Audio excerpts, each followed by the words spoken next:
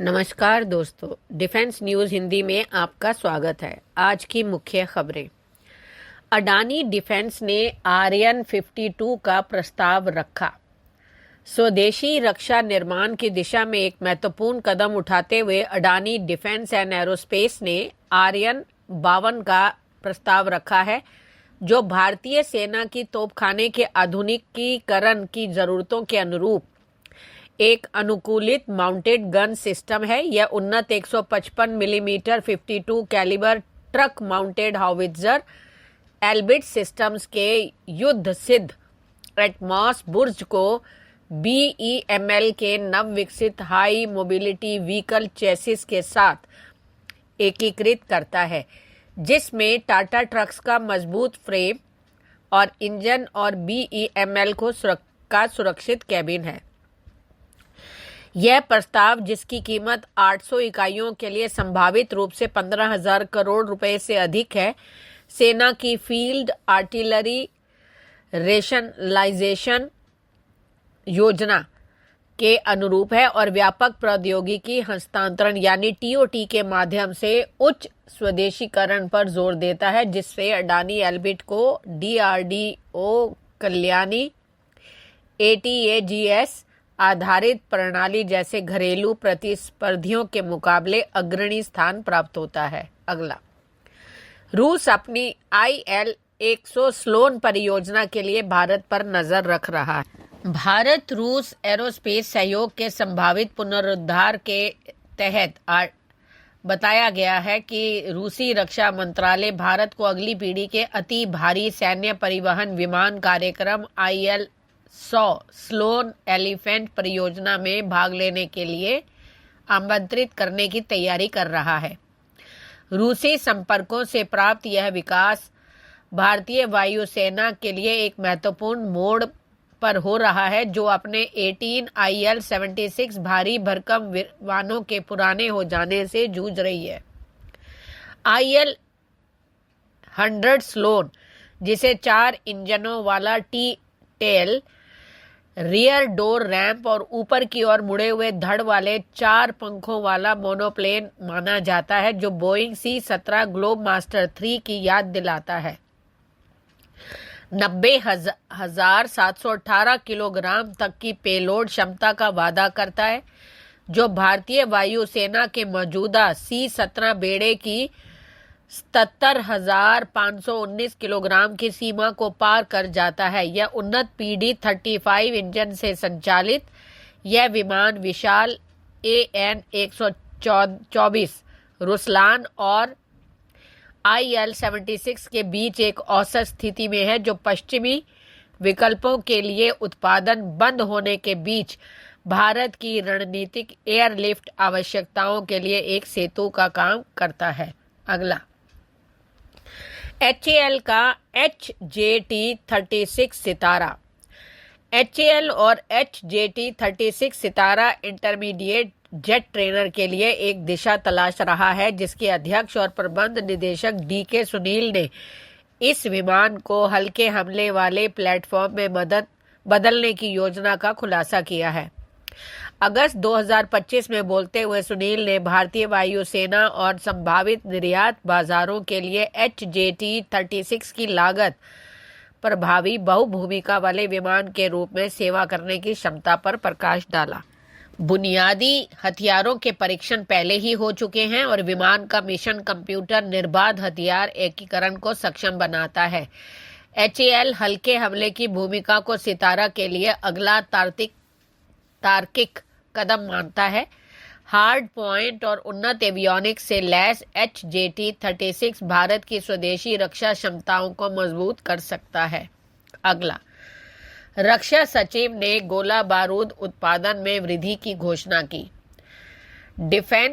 NDTV defence summit में रक्षा सचिव राजेश कुमार सिंह ने छोटे हथियारों के गोला बारूद के उत्पादन में वृद्धि और युद्ध अपव्यय भंडार को दोगुना करके भारत की सैन्य तैयारियों को बढ़ाने के लिए एक व्यापक योजना का अनावरण किया है।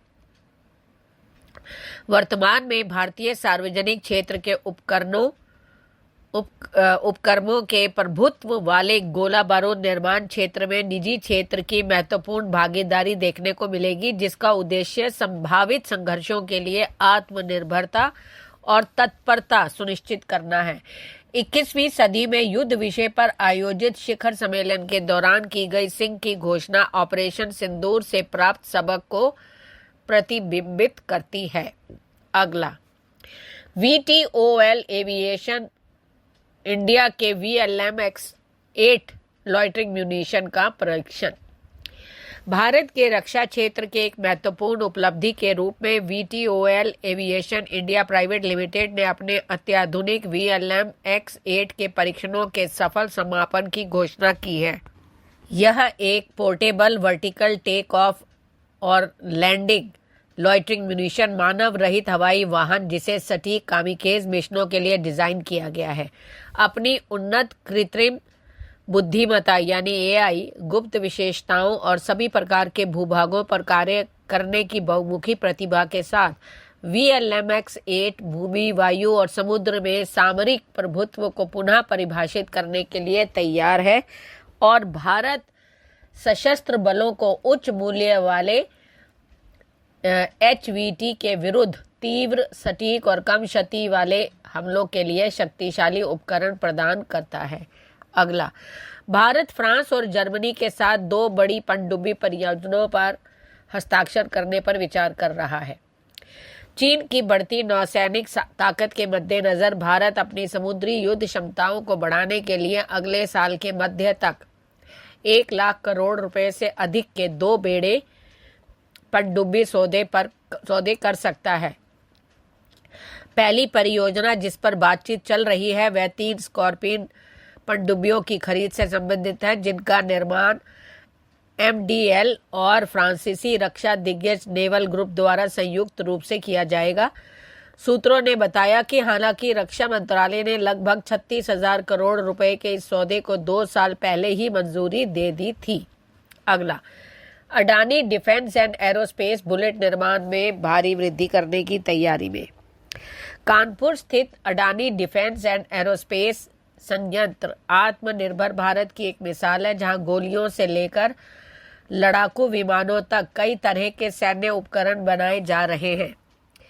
अडानी डिफेंस एंड एरोस्पेस का कानपुर स्थित विनिर्माण संयंत्र अगले कुछ महीनों में गोलियों का उत्पादन लगभग दोगुना करने की तैयारी में है।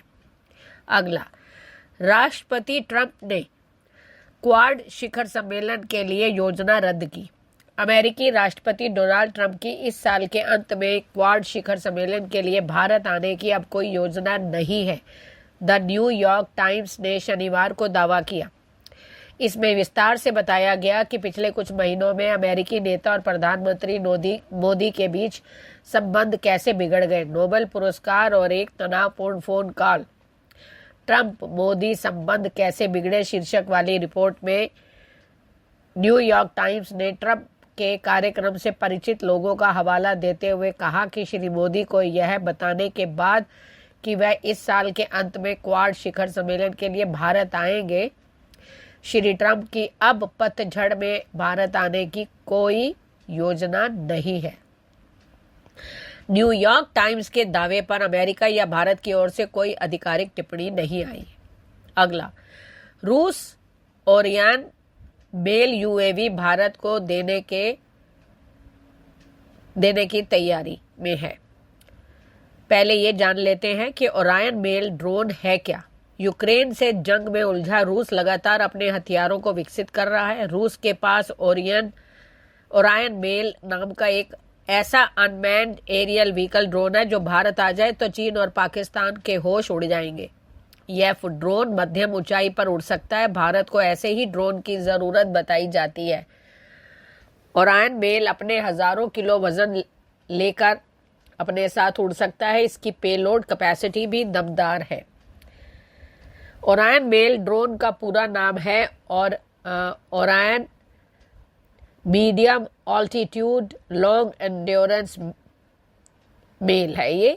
यह एक मानव रहित ड्रोन है। दुश्मन पर निगाह रखने का काम यह बखूबी करता है क्योंकि यह काफी देर तक उड़ान भर सकता है।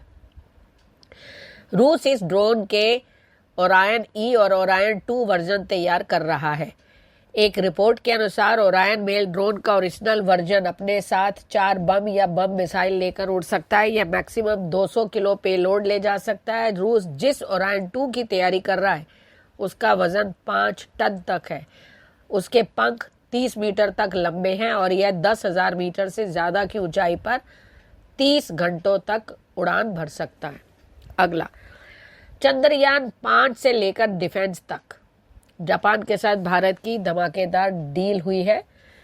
प्रधानमंत्री नरेंद्र मोदी इन दिनों जापान की यात्रा पर हैं और भारत और जापान ने मिलकर मून मिशन को आगे बढ़ाने के लिए समझौता किया है। दोनों देशों ने चंद्रयान 5 को चंद्रमा के दक्षिण ध्रुव पर भेजने के लिए एक समझौते पर साइन किए हैं। इसरो और जापान एरोस्पेस एक्सप्लोरेशन एजेंसी यानी जैक्सा के साथ यह पैक्ट साइन किया गया है, जिसमें जाक्सा के उपाध्यक्ष मात्सुरा मायुमी और जापान में भारत के राजदूत सीबी जॉर्ज शामिल थे। चंद्रयान 5 मिशन का उद्देश्य चंद्रमा के दक्षिणी ध्रुव में स्थायी रूप से छायांकित क्षेत्र पीएसआर के आसपास के क्षेत्र में चंद्रमा के पानी समेत अस्थिर पदार्थों का अध्ययन करना। इस मिशन को जाक्सा द्वारा अपने H324L प्रक्षेपण यान से प्रक्षेपित किया जाएगा, जिसमें इसरो निर्मित चंद्र लैंडर होगा जो जापान निर्मित चंद्र रोवर को ले जाएगा। इसरो चंद्र लैंडर के विकास के अलावा चंद्र ध्रुवीय क्षेत्र में मौजूदा वाष्पशील पदार्थों के अन्वेषण और यथास्थान विश्लेषण के लिए मिशन के लिए कुछ वैज्ञानिक उपकरण विकसित करेगा। धन्यवाद।